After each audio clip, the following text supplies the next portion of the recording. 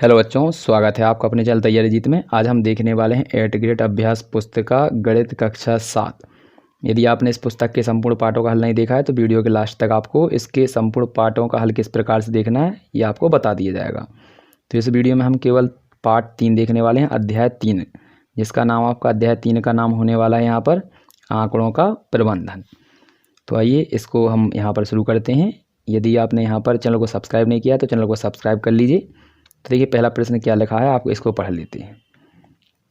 तो यहाँ पर ये दिया है, यहाँ पर देखिए जिस प्रकार से आपका यहाँ पर इस पहले प्रश्न का उत्तर यदि हमारा ये यहाँ पर बी सही है तो आपको यहाँ पर बगल में बॉक्स दिए होंगे, इनमें से आपको बी वाले के जो नीचे डिब्बा है उसको आपको कलर कर देना है, ठीक है।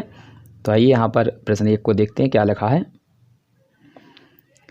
तो यहाँ पर लिखा है दिए गए आंकड़ों में प्रेक्षणों के अधिकतम एवं न्यूनतम मानों का जो अंतर है वो क्या कहलाता है। तो इसका आंसर हो जाएगा आपका परिसर कहलाता है। तो सबसे बड़ी संख्या और सबसे छोटी संख्या का जो अंतर होता है उसे हम परिसर कहते हैं, याद कर लीजिएगा।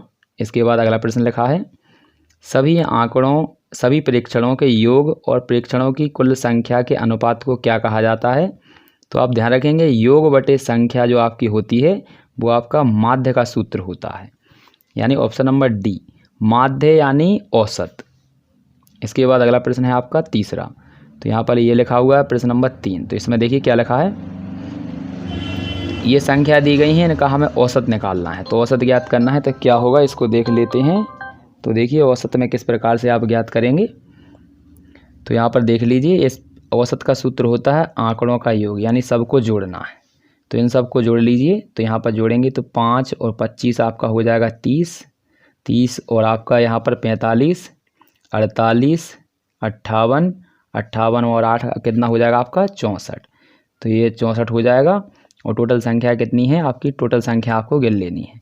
तो 1 2 3 4 5 6, तो इसमें देंगे 6 का भाग यहाँ पर, ठीक है। तो आपको यहाँ पर आंसर आ जाएगा 6 का आप भाग देंगे तो आंसर आपका आ जाएगा ऑप्शन नंबर यहाँ पर ये वाला, ऑप्शन नंबर बी, यानी 11 है। लगभग 11 के अंतर्गत आपका आंसर होगा।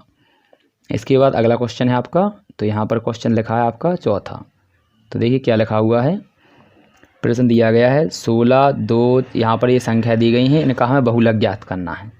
तो बहुलक क्या होता है बच्चों, जो सबसे ज़्यादा बार आता है वही हमारा बहुलक कहलाता है। तो देखिए 16 आप कितनी बार, 1 2 3, तो 16 कितनी बार आया है आपका 3 बार। तो ये ध्यान रखेंगे। इसके बाद और कोई संख्या नहीं है, यहाँ पर देखेंगे 14 आप, तो 14 आपका कितनी बार 1 और 2 बार है, और 12 आपका केवल 1 ही बार है। तो सबसे ज़्यादा बार हमारी कौन सी संख्या है यहाँ पर, तो यहाँ पर सबसे ज़्यादा बार आने वाला जो अंक है वो 16 है। तो इसका बहुलक भी कितना हो जाएगा 16, जो ऑप्शन नंबर बी में दिया गया है।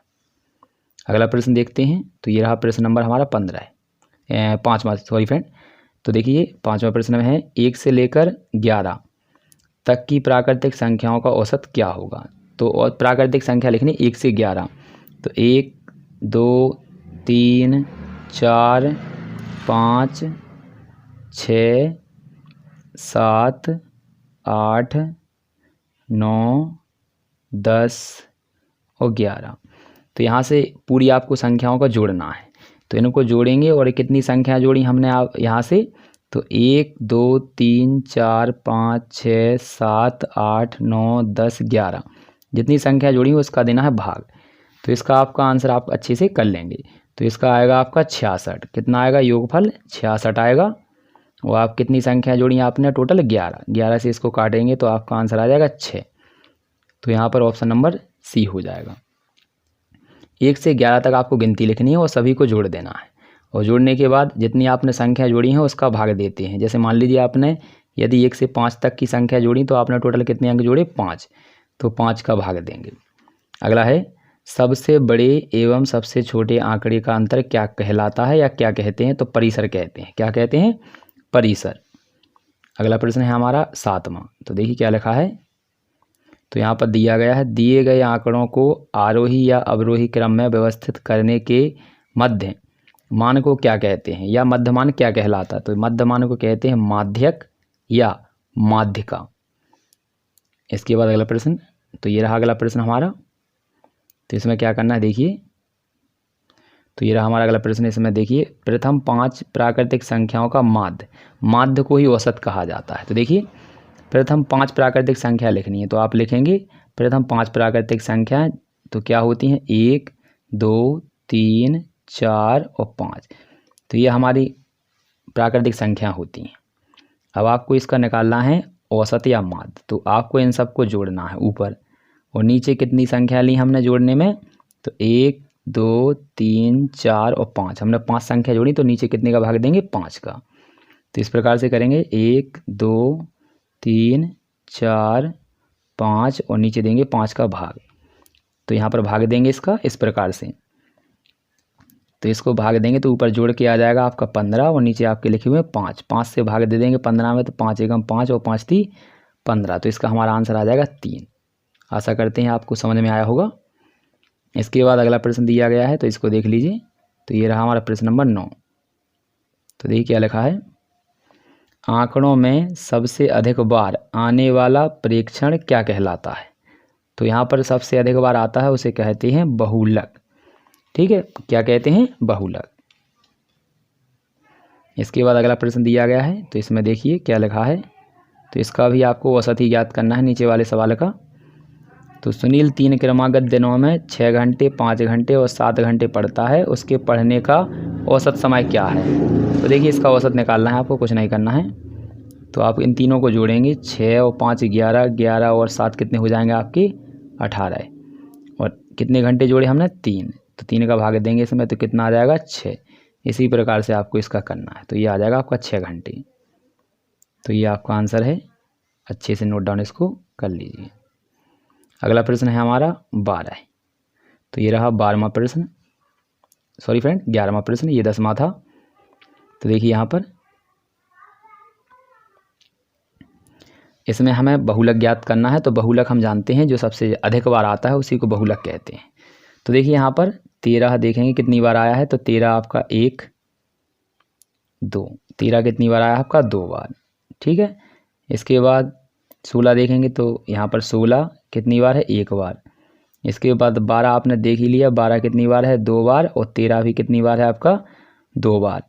और 14 देखेंगे, अब 14 कितनी बार है, 1 बार, 2 बार और 3 बार। तो सबसे ज़्यादा बार हमारा कौन सा अंक आया है यहाँ पर, 14। तो वही इसका आंसर हो जाएगा बहुलक 14। जो अधिक बार आता है उसी को बहुलक कहते हैं। अगला है आपका यहाँ पर माध्य का ज्ञात करनी है। तो देखिए किस प्रकार से करते हैं। तो ये रहा माध्य का आपका। तो यहाँ आपको क्या करना है, पहले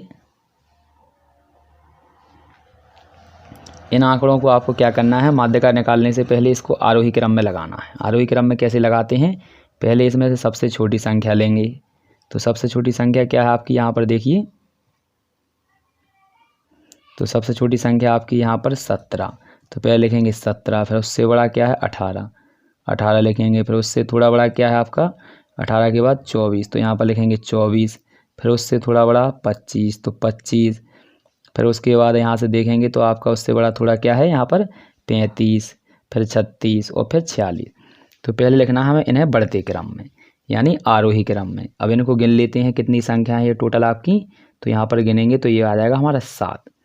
और 7 आपका क्या है, विषम संख्या। तो इसका ये सूत्र होता है विषम संख्या का माध्यक बराबर n + 1 और बटे में 2 बापद। ये सूत्र है आपका। तो इसको लिखेंगे सूत्र को। सूत्र लिखने के बाद आप यहाँ पर क्या करेंगे, n का मान रख देंगे तो आ जाएगा आपका 7। और 7 में कितना जोड़ना है, 1, तो हो जाएगा 8। और बटे में कितना लिखना है, 2। 2 से आप इसको काटेंगे 8 को तो कितना आएगा 4। तो ये आ जाएगा 4वां पद। अब 4वां पद आपका उत्तर नहीं है, अब इसमें आपको चौथे नंबर पर चलना है। तो 1, 2, 3 और 4। 4 पर आपका क्या लिखा हुआ है, 25। तो यही हमारा इसका सवाल का आंसर हो जाएगा 25। तो जो देख लीजिए यहाँ पर दिया गया है। तो आप अच्छे इसको नोट डाउन कर लीजिए। तो ये सवाल का आंसर है इसका। आइए अगला क्वेश्चन देखते हैं क्या लिखा हुआ है। तो ये 13वां प्रश्न दिया गया हमारा। तो इसमें क्या निकालना है, देखिए इस सवाल में हमें पारियों का जो दिया गया है क्रिकेट का, तो इनका हमें परिसर ज्ञात करना है। और परिसर आप जानते हैं तो क्या होता है, सबसे बड़ी संख्या और सबसे छोटी संख्या को घटाने पर जो उत्तर मिलता है उसे परिसर कहते हैं। सबसे बड़ी संख्या है हमारी 100, सबसे छोटी संख्या है 0। इन दोनों का अंतर कितना आएगा 100। तो यही हमारा क्या हो जाएगा परिसर। इसके बाद अगला प्रश्न है आपका, तो इसमें हमें क्या निकालना है, देखिए माध्य दिया हुआ x का मान निकालना है। तो देखिए किस प्रकार से निकालेंगे। तो ये रहा हमारा सूत्र। तो माध्य बराबर होता है आंकड़ों का योग बटे आंकड़ों की संख्या। तो यहाँ पर 1 2 3 4 5 6 7 हैं, तो इन सातों को जोड़ेंगे यहाँ पर ऊपर और नीचे 7 का भाग देंगे। अब आप ये बोलेंगे कि इसको क्यों नहीं जोड़ा, तो ये क्या है, माध्य का मान है, तो यहाँ पर रखेंगे इसे। तो यहाँ पर देखिए ये रख दिया हमने, तो इनको जोड़ दिया। तो आप x नहीं जोड़ेंगे क्योंकि x कोई संख्या नहीं, तो इसको जोड़ देंगे आप सभी को। तो इनको जोड़ने के बाद आपका जो आंसर आएगा वो आएगा 48, और यहाँ पर फिर x प्लस में लिखेंगे और बटे में कितना लिख देंगे 7, और माध्य का मान कितना है आपका 8, जो बराबर में हो जाएगा। अब इस 7 का गुणा कर देंगे 8 में, ठीक है। तो 7 गुणित 8 आ जाएगा आपका 56, और ये आपका SI की ऐसे ही रहेगा। अब इसके बाद ये आपका 48 है, इस साइड प्लस का, इस साइड जाएगा तो काय का हो जाएगा माइनस का, तो माइनस का हो जाएगा इस प्रकार से। तो यहाँ पर इनको घटा देंगे तो ये आंसर आ जाएगा आपका 8। इस प्रकार से आपको इस सवाल का आंसर हल कर लेना है। आशा करते हैं कि आप अच्छे से इसको हल कर लेंगे। अगला प्रश्न देखते हैं क्या लिखा हुआ है। तो ये अगला प्रश्न आपका दिया गया है 15 है, तो इसको देख लीजिए। इसी प्रकार से आपको इसकी सारणी बना लेनी है, ये वाली। तो अब अच्छे से इसको बना लीजिए। ये चित्र बनाना है आपको यहाँ पर जो दिया गया है।